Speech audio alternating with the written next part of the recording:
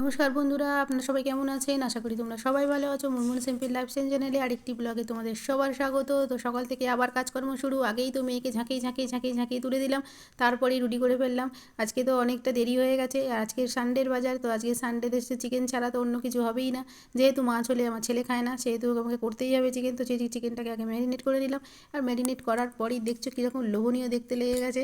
তো এবারে আলু আর একটু পেঁপে ভেজে নিলাম, ভেজে নিয়ে এবার সিমলা মির্চ পেঁয়াজ টিয়াজ দিয়ে ভালো করে কষিয়ে মাংস রান্না হচ্ছে। আর মাংস হয়ে যেতেই মেয়ে তো বায়না কষা খাবো, ওকেও দিয়ে দিলাম। ও দেখো খেতে শুরু করে দিল। আর এদিকে আমার দেখো ওর চান হয়ে গেছে, বা চান করে ও ভাত খেতে বসবে। ভাত খেতে বসলে কোনো দিন ও একা ভাত খায় না, খালি বলে তুমি খাইয়ে দেবে, তুমি খাইয়ে দেবে। খালি কেন তুই একলা ভাত খেতে পারছিস? তুই চিপস খাস, লজেন্স খাস, সবই তো একা খাস। আর এটা হচ্ছে হিংচের বড়া।